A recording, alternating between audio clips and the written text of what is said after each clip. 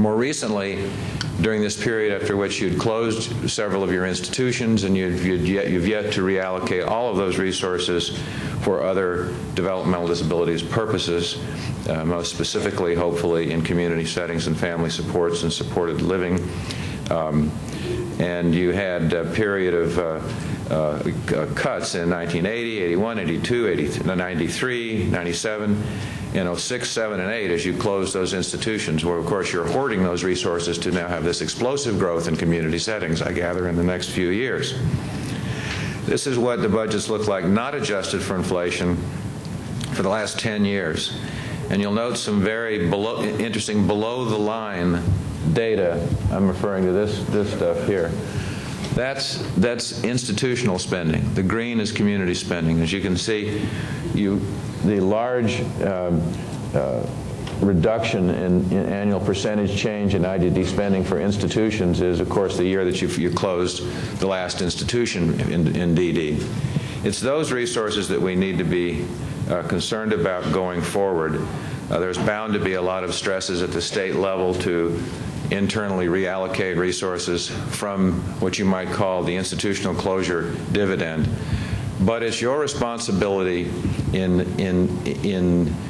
the disability movement and in the disability advocacy organizations to continue to stress the importance of reallocating those resources that were part of those institutional programs toward community settings and family supports, and to watch the state closely in this regard to make sure that it honors that commitment. And I presume that is a commitment that was made by your governor and your administration when the closures occurred.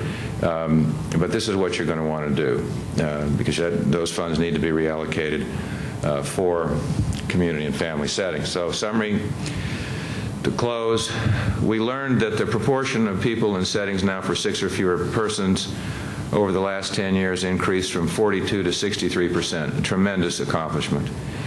We learned that the individual community living budget approach, initially used for central state residents, attempted to assure that money followed individuals moving from Muscatatuck and Fort Wayne developmental centers as they closed.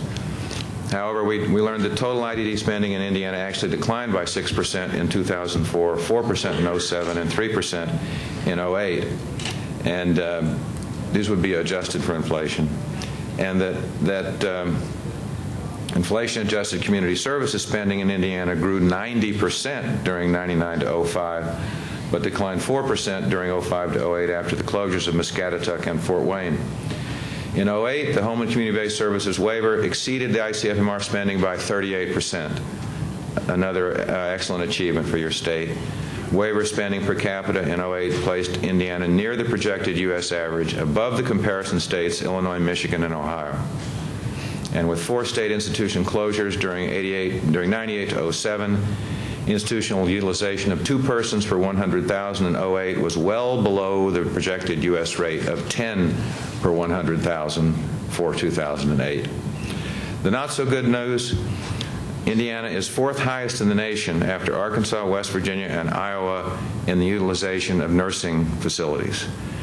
8-bed group homes constitute 20% of all out-of-home placements in the state, well above 14% in the comparison states and 11% in the U.S. as a whole.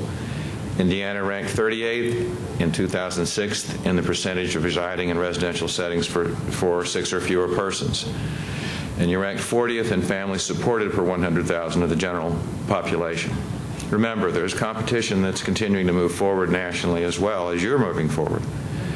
Recommendations: complete the reallocation of institutional services funding to community services that you've started so boldly and so successfully. But to date, only a portion of the spending, quote, saved in the closures of Muscatatuck and Fort Wayne developmental centers has been reallocated to community services. Adjusted for inflation, total IDD spending declined 13% during 2005 to 2008, a cumulative 95% reduction.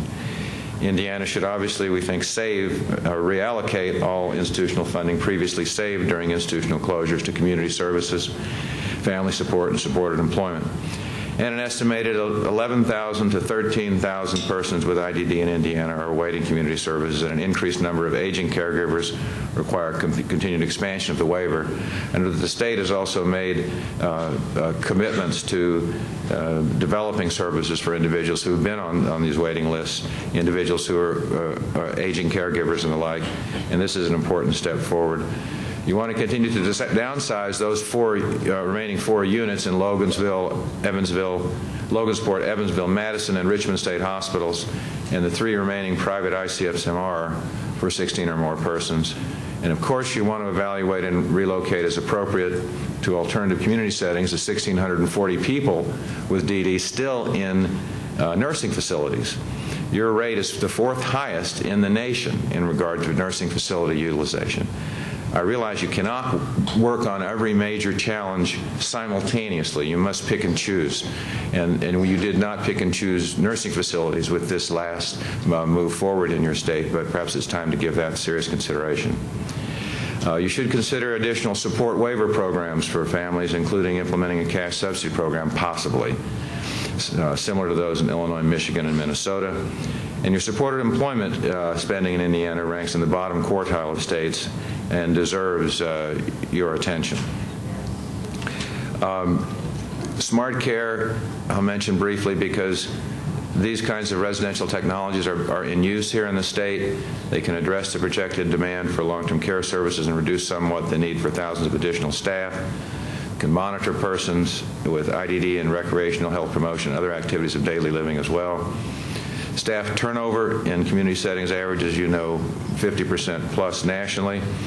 And U.S. demand is going to increase from 533,000 persons with out-of-home placements to nearly 700,000 in 10 years. And the question is, where do we find appropriate staff for these settings? Technology may be one partial answer, and we need to look at it. That's it. I'd like to thank all of you for your attention and for being able to be part of this.